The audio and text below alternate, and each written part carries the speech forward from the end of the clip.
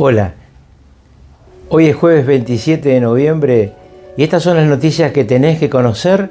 Te las vamos a dar como siempre en un pack compacto para que luego vos, aquella que te interese, las investigues más en otros medios de comunicación que se dedican a los largos análisis. Aquí solamente este compacto que empieza, como últimamente ocurre, con lo que pasa entre Estados Unidos y Venezuela. Hay novedades muy importantes que hacen imaginar un ataque inminente por parte de la Operación Espada del Sur sobre los narcoterroristas que gobiernan Venezuela.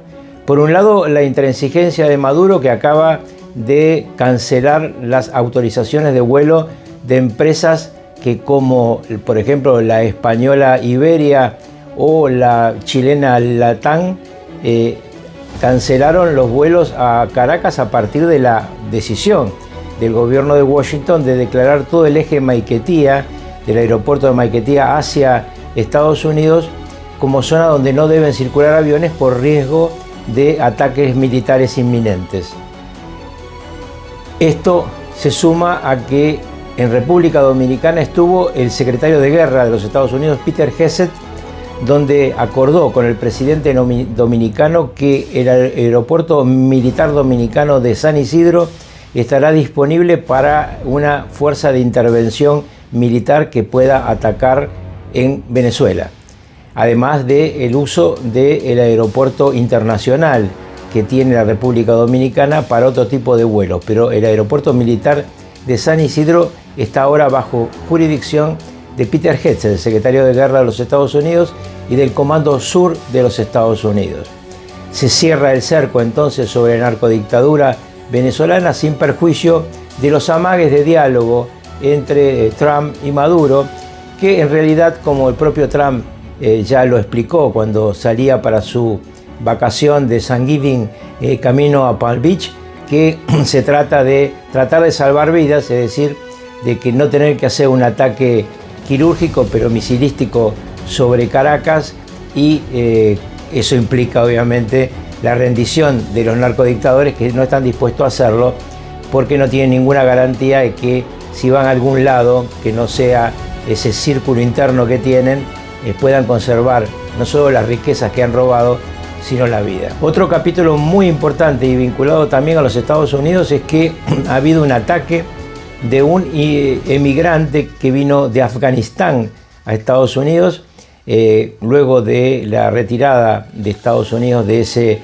enclave de carácter islámico, y este islamista afgano atacó a 2 soldados de la Guardia Nacional en Washington. Eso ha dado como respuesta inmediata un discurso del presidente Trump acusándolo a Joe Biden y a su administración de haber sido demasiado dóciles frente a este tipo de personajes que ingresaban a los Estados Unidos.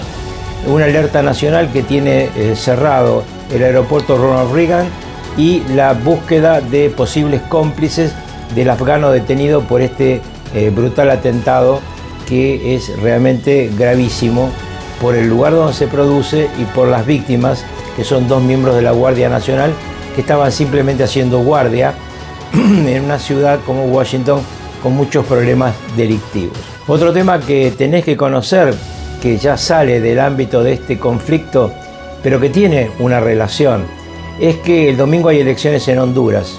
Honduras es uno de los países, con Xiomara Castro al frente, una líder comunista, esposa de Zelaya, expresidente también de Honduras, que está aliada firmemente con Maduro, y que su derrota, que sería posible el próximo domingo frente a alguno de los 2 candidatos que se le oponen, aunque pareciera que Nasrallah es el que tiene ventaja. Vamos a ver qué pasa el próximo domingo, un tema a seguir, porque tiene impacto en esta escalada de Estados Unidos contra el narcosocialismo del siglo XXI en la región. Otra elección muy importante, que es el 14 de diciembre, es en Chile. Allí sigue una ventaja de más de 20 puntos a favor de Kast en la segunda vuelta sobre la candidata comunista, la candidata de Boric.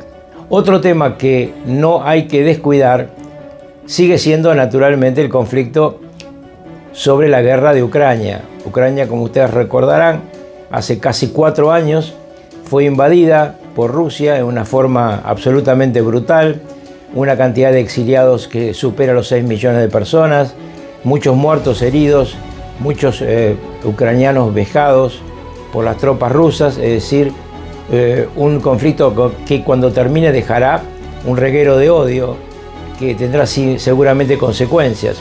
Lo cierto es que los 28 puntos presentados por Donald Trump a Zelensky fueron aceptados por el líder ucraniano luego de una conversación de sus enviados con Marco Rubio, secretario de Estado norteamericano y presidente del Consejo de Seguridad Nacional. Ese diálogo se produjo en Ginebra. Hay algunas modificaciones y ahora Rusia tendría que aceptar o no esas modificaciones.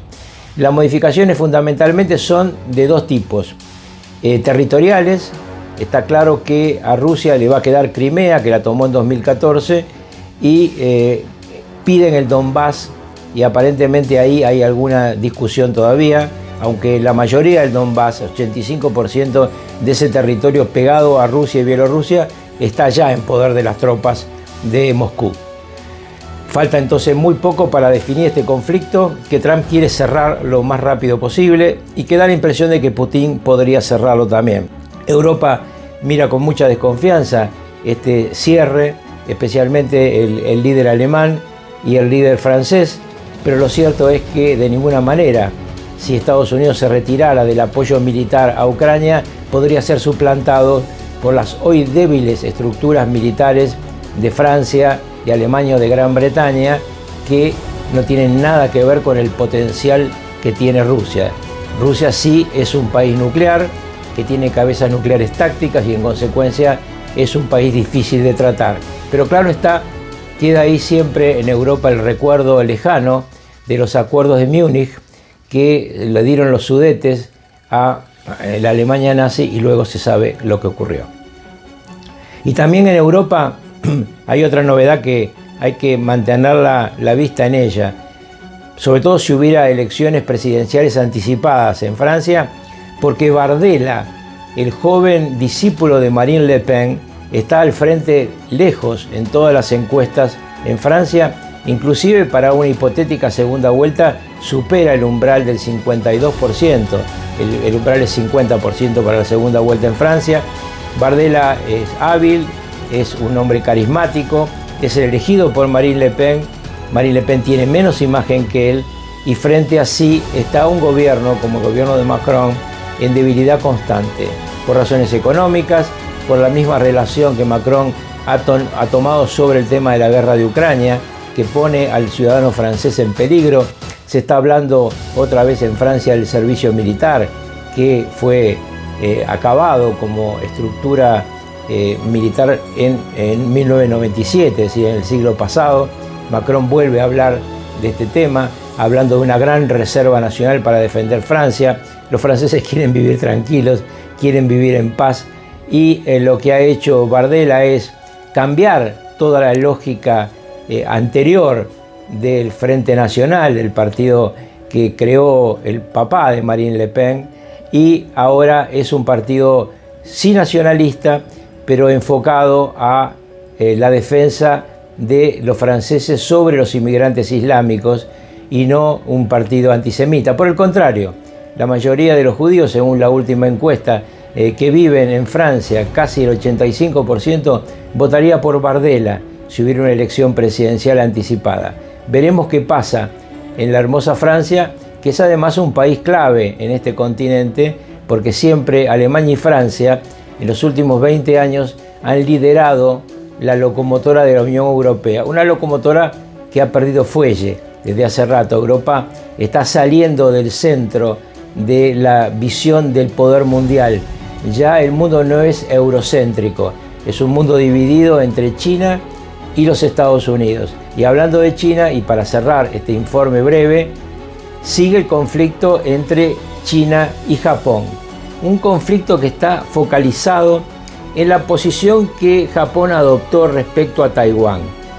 Taiwán para China es parte de China.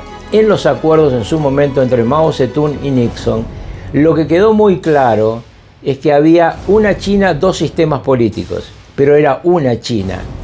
Obviamente esto está tallado en piedra en la mentalidad no solamente de la cúpula de la República Popular, sino que en el propio pueblo chino. Taiwán es de China.